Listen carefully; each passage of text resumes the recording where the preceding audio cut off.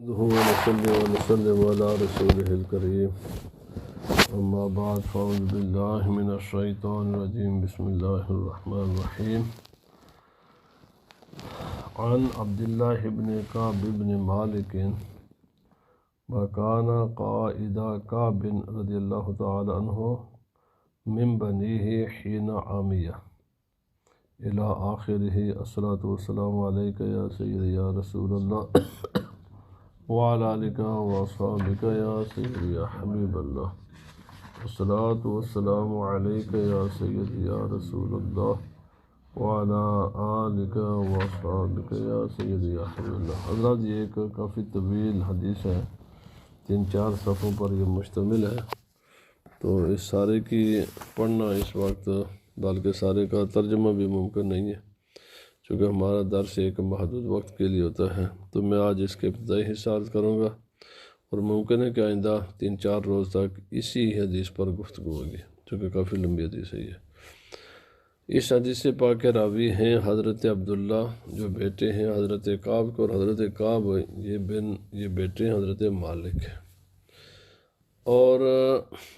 یہ جو حضرت عبداللہ ہیں یہ قائد تھے حضرت کعب کے۔ قائد کا معنی یہ ہوتا ہے کہ جب آدمی نابینا ہو جائے تو اس کا ہاتھ پکڑ کر لے جائے جدھر اس نے جانا چاہتا ہے۔ اسی لیے یعنی عربی میں، اردو میں جو لیڈر ہوتا ہے نا، جس کو انگلش میں لیڈر کہتے ہیں، اس کو قائد کہتے ہیں۔ معنی یہ کہ عوام تو ہوتی ہے اندھی، ان کو تو خبر ہوتی نہیں ہے، تو لیڈر کا کام یہ ہوتا ہے کہ وہ ان کو صحیح راستے پر لے کر چلے۔ آج کل اس کا الٹ ہے کہ وہ کہتے ہیں جی عوام کی رائے پر چلنا۔ بھائی اگر عوام کی رائے پر چلنا ہے تو تمہیں لیڈر بنانے کا فائدہ کیا ہے؟ مقصد کوئی نہیں نا، عوام تو اندھی ہے، تو اندھے کے آگے انسان لگایا جاتا ہے کہ جو اس کو پکڑ کر جس کو راستے کا علم ہو وہ وہاں پر لے جائے، اور جو آگے ہے وہ یعنی ایک آندھا دوسرے آندھے کو آگے کرے گا تو بڑا ہی کرے گا نا، اپنا بھی دوسروں کا بھی۔ آج کل یہی حال ہے، جمہوریت یہی چیز ہے۔ بہرحال یہ لفظ قائد سے میں نے یہ کہا چلو بات کر دیتے ہیں۔ فرمایا یہ ان کے بیٹے ہیں، حضرت کعب کے بیٹے ہیں حضرت عبداللہ، اور ان کے بیٹوں میں سے یہ وہ ہیں کہ جو ان کے قائد تھے، کہ ان کی ذمہ داری یہ تھی، یا انہوں نے یہ ذمہ داری اپنے ذمہ لی ہوئی تھی کہ میرا والد جہاں بھی جانا چاہے گا میں ان کا ہاتھ پکڑ کر وہاں لے جاؤں گا۔ حضرت یہ کہتے ہیں کہ میں نے حضرت کعب یعنی اپنے باپ سے سنا، بیٹا اپنے باپ کی بات بتا رہا ہے، یحدث حدیثہ، وہ بیان کیا کرتے تھے وہ واقعہ کہ تخلف الرسول اللہ صلی اللہ علیہ وسلم فی غزوۃ تبوک۔ غزوہ تبوک یہ نبی پاک صلی اللہ علیہ وسلم کا آخری غزوہ ہے، اور جو سورہ توبہ نازل ہوئی ہے وہ اسی مسئلے میں نازل ہوئی ہے، اور انہی کے بارے میں، اسی لیے اس کو سورہ توبہ کہتے ہیں۔ وہ انہی حضرت کعب ہی کے بارے میں نازل ہوئے تھے اس صورت میں احکام۔ اور غزوہ تبوک کے جو ہے نا سورہ توبہ میں تفصیل ہے اس کے، اور نبی صلی اللہ علیہ وسلم کے آخری غزوات میں سے یہ سب سے آخری ہے، اور اس میں تقریباً کوئی کم و بیش 30,000 صحابہ اکرام نبی پاک صلی اللہ علیہ وسلم کے ساتھ تھے، اور یہ بہت گرمی کا مہینہ تھا، اور مسلمانوں پر مالی اعتبار سے بڑی تنگ دستی تھی۔ یہ وہ موقع تھا کہ جب حضرت عثمان غنی رضی اللہ تعالی عنہ نے 900 اونٹ بما ساز و سامان اور بہت بڑی ایک خطیر رقم پیش کی اللہ کے راستے میں، اور یہ وہ موقع تھا کہ جب حضرت ابوبکر صدیق رضی اللہ تعالیٰ عنہ نے اپنا سارا ہی مال لا کر پیش کر دیا، اور حضرت سیدنا عمر فاروق رضی اللہ تعالیٰ عنہ نے اپنا نصف مال پیش کیا۔ یہ اسی موقع کے نبی صلی اللہ علیہ وسلم نے اسی موقع پر حضرت سیدنا عثمان غنی رضی اللہ تعالیٰ عنہ کے اسی سار بار خوش ہو کر آپ کے اس طرح اچھالا، جو کچھ آپ نے دیا سونا چاندی اور جو دولت کا ڈھیر لگا، تو آپ نے فرمایا عثمان آج کے اگر بات کوئی بھی عمل نہ کرے پھر بھی یہ جنتی ہے، یعنی اتنی بڑی قربانی پیش کی تھی، فرمایا اس کا کوئی عمل اب اس کو نقصان نہیں پہنچا سکتا، کوئی بھی عمل۔ اچھا یہاں سے یہ دیکھ لو، نبی پاک صلی اللہ علیہ وسلم نے حضرت سین عثمان غنی رضی اللہ تعالیٰ عنہ کو جنت کی بشارت بھی دی، بلکہ یہ بھی فرمایا کہ بعد اگر عمل نہ بھی کرے پھر بھی یہ جنتی ہے۔ اچھا آپ نے یہ بشارت سن کر نماز چھوڑ دی، کوئی عمل خیر چھوڑ دیا؟ اللہ کے بندو، جب صحابہ کرام نے نبی پاک صلی اللہ علیہ وسلم کی زبان اقدس سے سنا، جن کی اچھا اگر یقین نہ ہوتا تو کفر ہے، سری کفر ہے۔ نبی پاک صلی اللہ علیہ وسلم کی زبان اقدس سے لفظ نکلیں اور کوئی اس پر یقین نہ کرے، سری کفر ہے۔ یقینی بات ہوتی ہے، یقین نہیں، یقین سے بھی آگے اگر کوئی ممکن لفظ میں وہ بھی کہتا۔ تو حضرت عثمان غنی کا جنتی ہونا تو یقینی تھا، سنا بھی، زبان نبوت سے براہ راست سنا، لیکن آپ نے عمل چھوڑ دیا؟ نہیں چھوڑا۔ آج ہم یہ جو بے عملی کا شکار ہے، یہ کس بار ہو جائے؟ ہمیں کس نے اگر بتایا کہ ہم تو جنتی ہیں جناب؟ یہ تو ان لوگوں نے عمل نہیں چھوڑا۔ حضرت امام حسن، حضرت امام حسین، حضرت سیدہ فاطمہ الزہرا، حضرت علی، یہ یقینی جنتی لوگ ہیں، اور نبی پاک صلی اللہ علیہ وسلم نے ان کو جنتی نہیں بلکہ جنت کا سردار کرا فرمایا، یہ جنتوں کے بھی سردار ہیں۔ لیکن کیا انہوں نے نمازیں چھوڑی؟ کیا انہوں نے روزے چھوڑ دیے؟ کیا انہوں نے اللہ کے راہ میں صدقہ کرنا چھوڑ دیا؟ کیا کوئی بھی عمل میں انہوں نے کمی کی؟ نہیں کی۔ تو ہم کس بنیاد پر کمی کرتے ہیں؟ تو فرمایا اس غزوہ کے موقع پر، یہ سارے میں عرض کر رہا ہوں، فرمایا کہ تخلف الرسول صلی اللہ علیہ وسلم فی غزوۃ تبوک، اس غزوے میں حضرت کعب نبی پاک صلی اللہ علیہ وسلم سے پیچھے رہ گئے، اور ایک 3 صحابی تھے جو پیچھے رہے تھے۔ یہ پورا پھر واقعہ عرض کرتے ہیں، اور یہاں پر یہ پوری حدیث جب اخیر تک پہنچے گے میں آپ کو عرض کروں گا انشاءاللہ، اگر مجھے یاد رہے تو مسائل بھی کافی سارے مسائل ہیں اس میں۔ فرمایا لم اتخلف الرسول اللہ صلی اللہ علیہ وسلم فی غزوۃ غزاها قط الا فی غزوۃ تبوک غیر انی قد تخلفت فی غزوۃ بدر۔ فرمایا کسی بھی غزوے میں جو نبی پاک صلی اللہ علیہ وسلم نے کوئی بھی جنگ کی ہے، آپ نے کسی بھی غزوے میں آپ کے پیچھے نہیں رہا، میں ہمیشہ نبی پاک صلی اللہ علیہ وسلم کے ساتھ رہا ہوں، سوائے غزوہ تبوک کے۔ ہاں آپ نے فرمایا ہاں غزوہ بدر میں بھی، پر غزوہ بدر میں شرکت لازمی نہیں تھی، اس میں شرکت چونکہ لازمی تھی، تو اس غزوے میں شریک نہ ہو سکا۔ تو فرمایا غزوہ بدر کے علاوہ، کیوں؟ وَلَمْ يُعَاتِبْ أَحَدًا تَخَلَّفَ عَنْهُ، چونکہ غزوہ بدر میں شرکت لازمی نہیں تھی، اور اگر کوئی آدمی نہیں شامل ہوا تو اللہ رب العزت کی طرف سے اس پر عتاب نازل نہیں ہوا، کیونکہ وہ لازمی نہیں تھی۔ انما خرج رسول اللہ صلی اللہ علیہ وسلم والمسلمون یریدون عیر قریش۔ فرمایا غزوہ بدر اصل میں یہ کوئی پلانڈ غزوہ نہیں تھا، یعنی ایک پروگرام کے تحت دشمن بھی بتا دے جہاں ہم فلاں مقام پر پہلے زمانے میں جنگیں ایسی ہوا کرتی تھے، دونوں سائڈ کے افواج لشکر فیصلہ کرتے تھے کہ فلاں مقام پر آ جائیں ہم بھی اور آپ بھی، اس مقام پر ہم جنگ کریں گے، جو جیت گیا وہ جیت گیا اور جو ہار گیا وہ ہار گیا۔ تو کیونکہ طریقہ یہی تھا، آج کی جنگیں تو مختلف ہیں، اطلاع دی جاتی تھی، بتایا جاتا تھا فلاں اور میدان میں جنگیں ہوا کرتی تھی۔ آج کل کی جنگیں تو بالکل ہی ٹوٹل چینج ہو گئی ہے نا، چونکہ میزائلوں کی جنگیں ہیں اور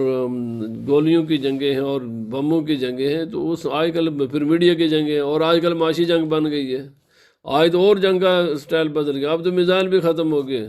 اب ان چیزوں کی بھی اہمیت کا، اب تو جناب جنگ چلی گئی ساری میڈیا میں، اور جنگیں اب لڑی جاتی ہیں معیشت کے میدان میں،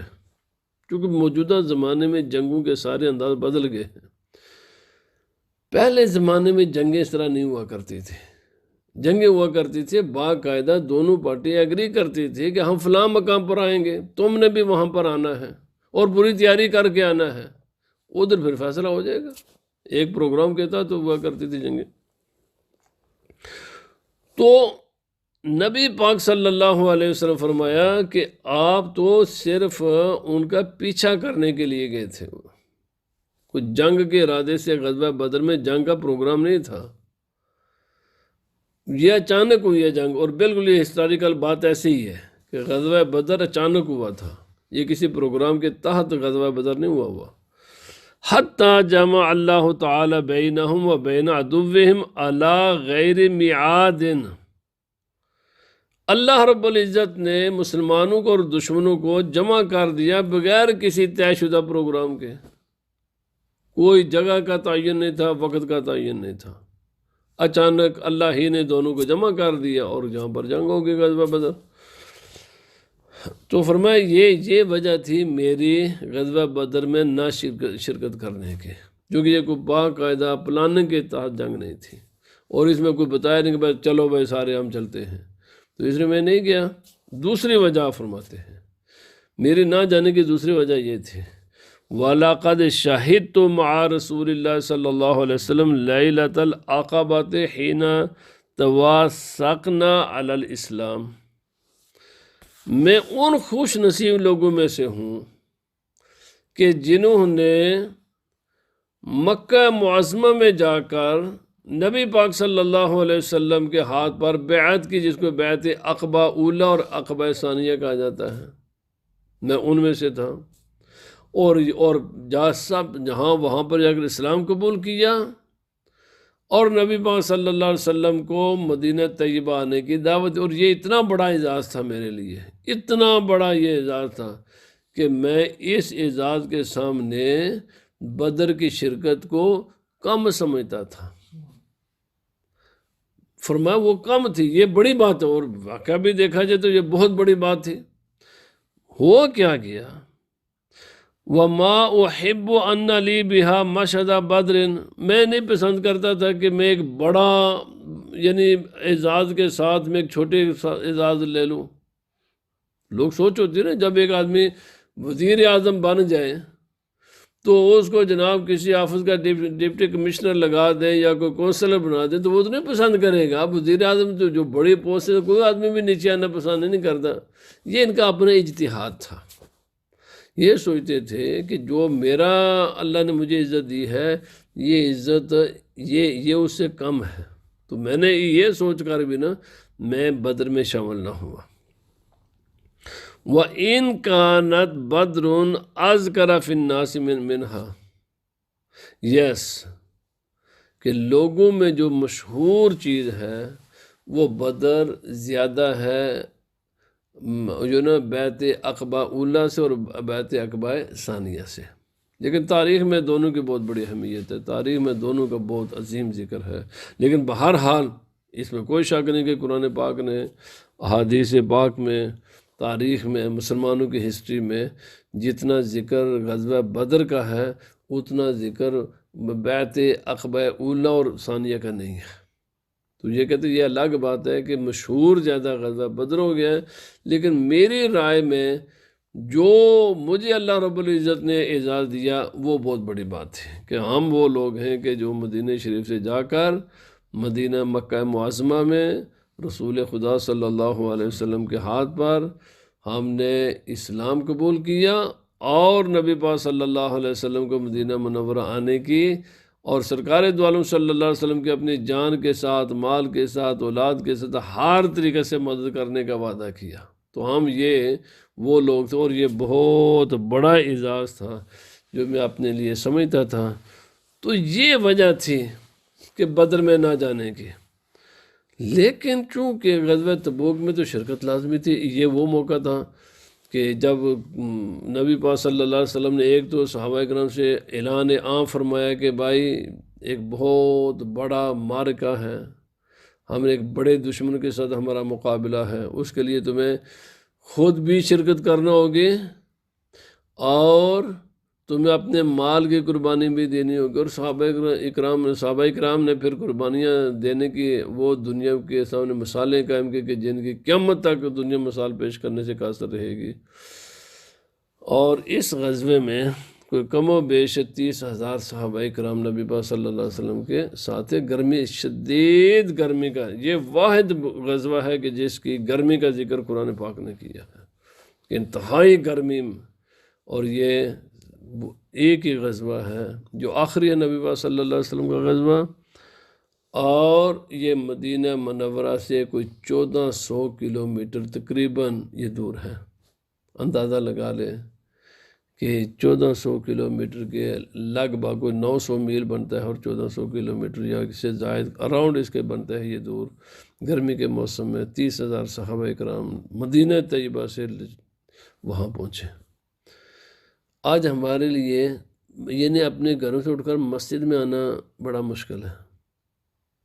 اور صحابہ کرام نبی پاک صلی اللہ علیہ وسلم اسلام کے دفاع کے لیے مدینہ منورہ سے اس زمانے میں جب غربت کا زمانہ تھا،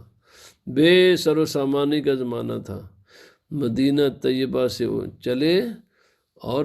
آج ہمارے پاس اگر اسلام کی دولت ہے تو اس کے پیچھے صحابہ کرام کی قربانیاں ہیں، اور بڑے مسلمان قیامت تک بھی صحابہ کرام کے احسانات کا بدلہ نہیں دے سکتے۔ اب انہوں نے اپنی جانیں دی ہیں اس دین کے لیے، اپنا مال دیا ہے، اپنی اولادیں دی ہیں، ہر چیز نبی پاک صلی اللہ علیہ وسلم پر قربان کی ہے، تب جا کر یہ دین، ورنہ یہ دشمن قوتیں یہ تو اسلام کو انہوں نے کوئی موقع ضائع نہیں ہونے دیا کہ اسلام کو ہم ختم کریں، لیکن اللہ تعالیٰ اسلام کی حفاظت کے لیے اللہ تعالیٰ نے سب سے پہلے جن نفوس قدسیہ کا انتخاب فرمایا وہ صحابہ کرام تھے، اور پھر آج تک جو لوگ اس کی حفاظت، یہ کو ہمیں پلیٹ میں دے کر کسی نے نہیں دیا اسلام، اس کے لیے قربانیاں ہیں، ہر قسم کی قربانی ہے، جان کی ہے، مال کی ہے، اولاد کی ہے، ذہن کی ہے، ہر چیز کے، اور یہ قائم بھی قیامت تک قربانیوں سے ہی رہے گا۔ ہم کہیں کہ ہم قربانی نہ دیں اور دین کیسے کم رہے گا؟ مجھے وہ بھی تو کوئی راستہ بتا نا، قربانیاں دینی پڑتی ہیں۔ اللہ بھائی انشاءاللہ یہ حدیث آئندہ چند مزید درسوں میں رہے گی جو کافی طویل حدیث ہے، تو اللہ پاک ہمیں اس پر عمل کی توفیق عطا فرمائے۔ وما علینا الا البلاغ۔ الصلاۃ والسلام علیک یا سیدی یا رسول اللہ وعلی